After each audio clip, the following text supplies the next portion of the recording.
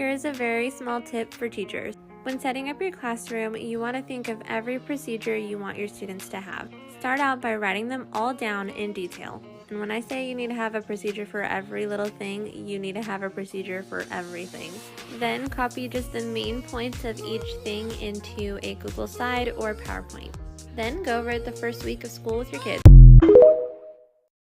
The teachers that get the most attention on social media are the ones that spend thousands of dollars that the rest of us don't have in making their classrooms look cute. And 9 times out of 10, they're not the people whose advice you should be listening to. Somebody had to say it, and that's what I'm good for. If I'm new to you, my name is Nicole, and I'm going to help you with your classroom management, just like I'm helping all of these people right here. It is easy to make your classroom beautiful if you have the funds to do it. Giving advice on what to make your classroom look like isn't hard. The hard part we actually deal with every day is managing behaviors in the classroom. And nobody teaches us how to do that. But I want to help you because I want to keep teachers in this profession. People are leaving. If I didn't have a good mentor my second and third year of teaching, I probably would have left too because I didn't know what to do until they helped me. If you've gotten to the point of the year where you've lost all hope, your hope doesn't have to be lost. Every single freaking year, even when I have easier classes, I do a January reset. This means when you come back from winter break, you're reestablishing routines. Out with the old. Anything that happened in 2023 is gonna stay there. 2024 is your year, girl. You're gonna think about all of the routines you have in your classroom, and maybe you're lacking some, and that's okay, because we're gonna fix it. I want you to think about the area of your room or the time of the day, like what subject it is.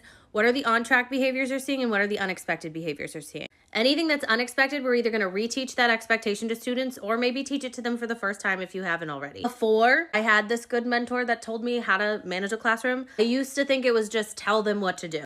It's not that simple, but it is pretty simple. You just have to do these steps. You're going to explain to kids what they have to do. Then the key is modeling it for them. You're becoming an actress. No, it sounds awkward, but I promise it works. If you're asking students to walk over and quietly get scissors, for example, you yourself in front of the class are going to walk over without explaining anything you're doing, walking quietly over to get the scissors, walking back, doing whatever it is that you want to actually see them doing. For every single routine or material you have in your room, I made slides for you. You're going to go over with kids. What does it look like? What does it sound like? And then that's when you do all the modeling and everything. After you model it for kids, you're going to have them practice it, like maybe 3 in front of the class practicing. Then you're going to have everybody try to do it at the same time if it's something that kids have to be doing all at the same time. If they don't do it right, immediately in that moment, you have them go back and do it again. That's important. The other thing you're probably thinking is, how am I going to spend all this time teaching routines in January? I have content to do. I'm going to help you plan that because you can do both at the same time. And this is how. We just thought of all the unexpected behaviors. Then in the planning guide,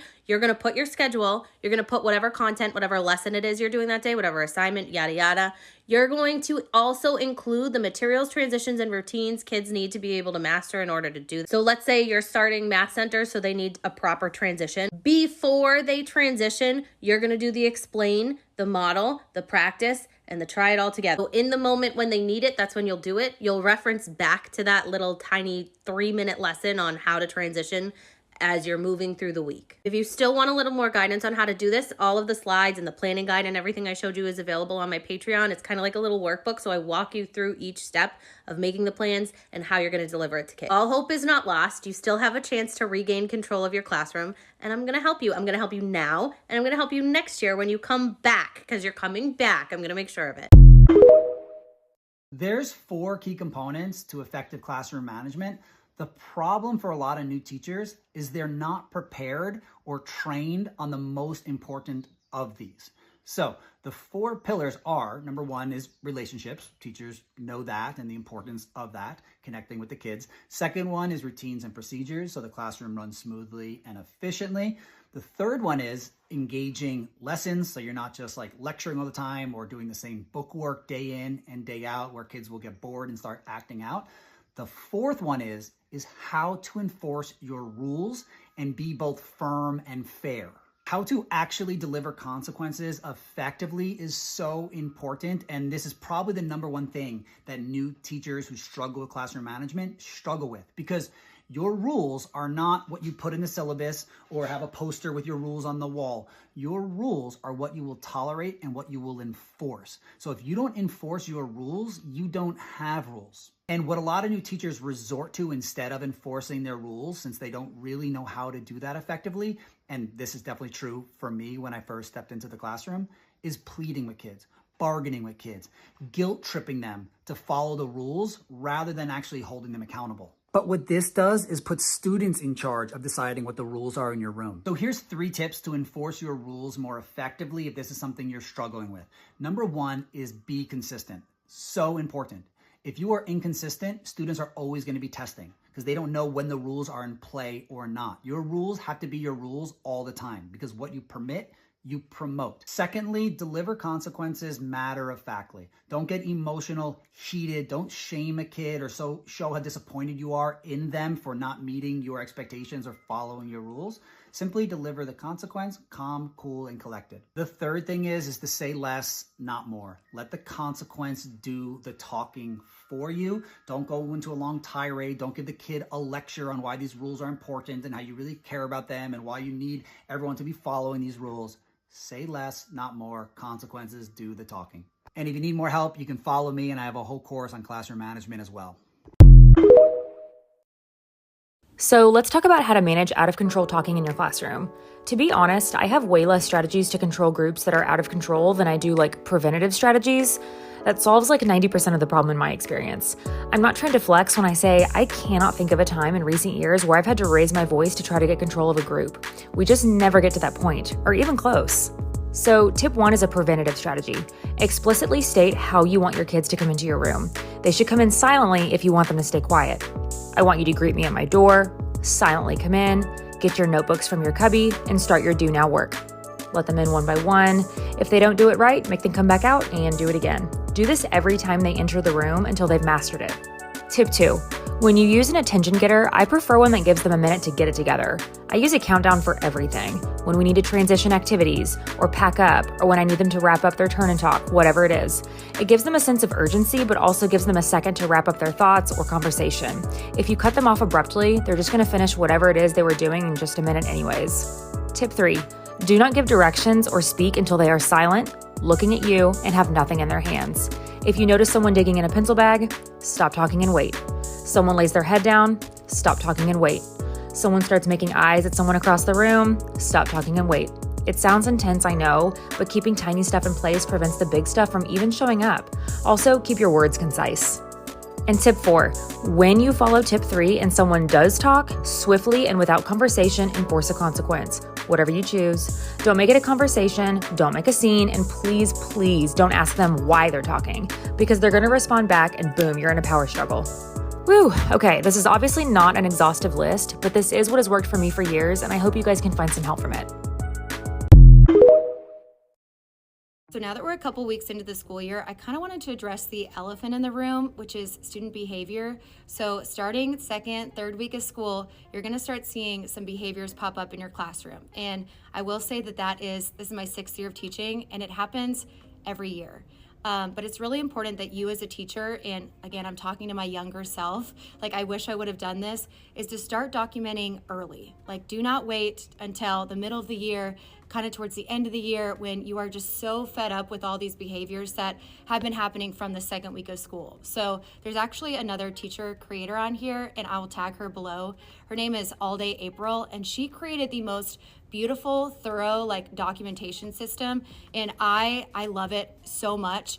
My school has like their own kind of system, but if you need something already ready to go for you, definitely check hers out. But you want to start documenting all these little things that are happening, because it really does help you. Say that you end up in a conference later down the line with the parents, with the administrators, then your administrators are looking at this long list of things that you have been able to document from the beginning, and it's going to better shape how you want to approach it. Like what solutions do we need to come up with to better support the student, better support you. So again, it's never going to hurt you to over document. Another suggestion is to start calling parents now. And especially if you're a newer teacher, this was so difficult for me. I was so scared to call parents. But the quicker you call parents and the quicker that you get them on your side, it's just going to help you in the long run. Documentation, documentation, documentation. If you're a teacher, you've definitely heard this before. And if you haven't, I, in my personal opinion, think it is so important to document any interactions you have, whether that's with parents, people at your school, children, whatever. Document it, document it, document it. So it is somewhere safe that if something was to come up, you have exactly what you did, on what day, what happened, everything. There have been situations where I've had to go back months and explain a situation, and if I didn't have my documentation, I would have been lost because I don't know, I can't even remember yesterday half the time. It's just a nice way to keep you as a professional safe and also prepared, and also keep the story straight, because it is very easy to get stories all mixed up when things are not documented the time it happens.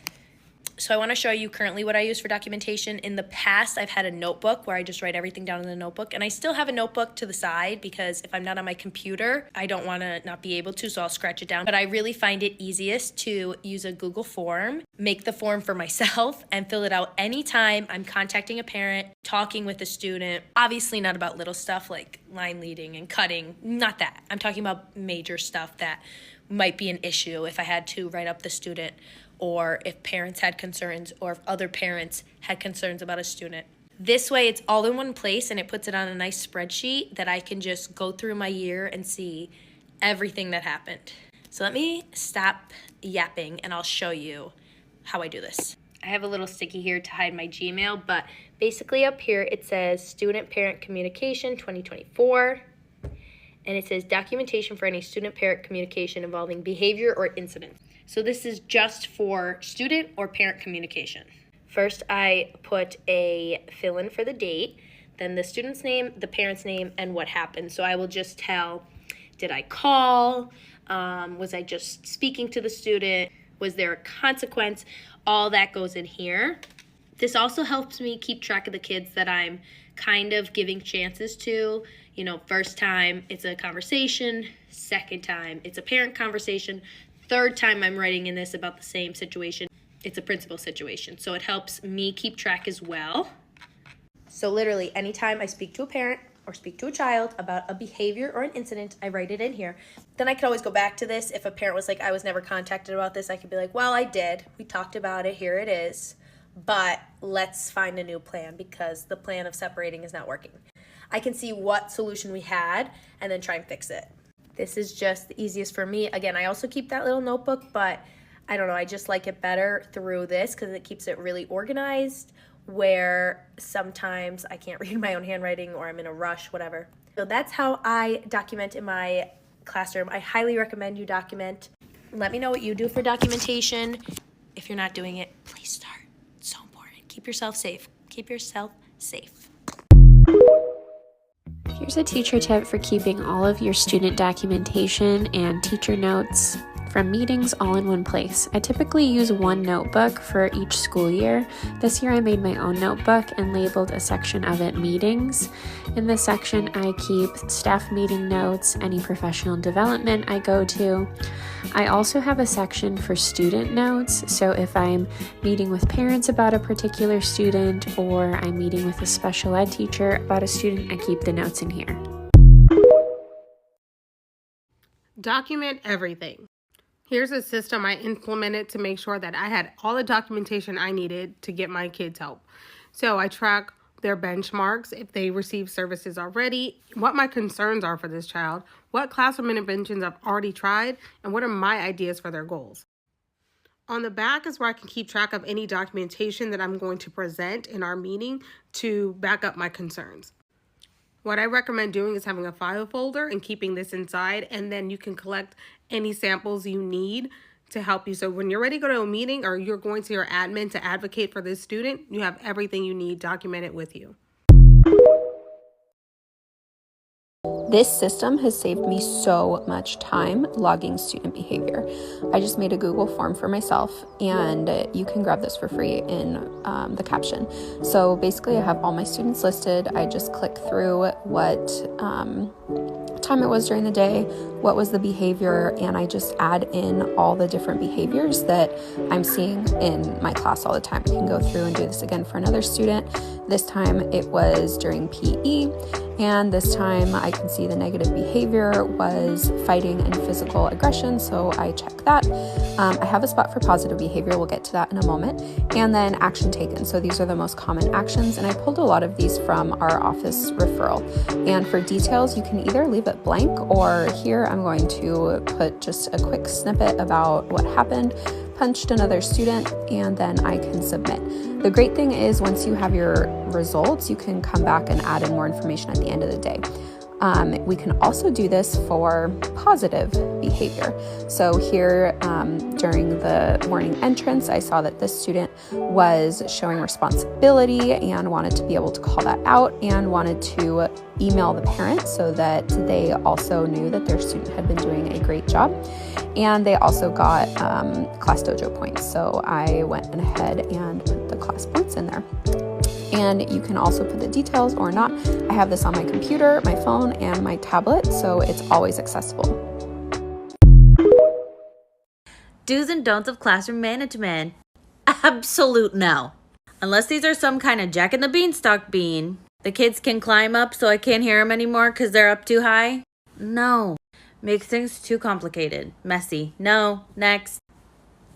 Yes. Catch that kid before they're dysregulated. And honestly, I'm going to be using it too, and I'm not even kidding. No. No. Is this some kind of game of red light, green light, where the kids with disabilities and the students with trauma publicly lose every time?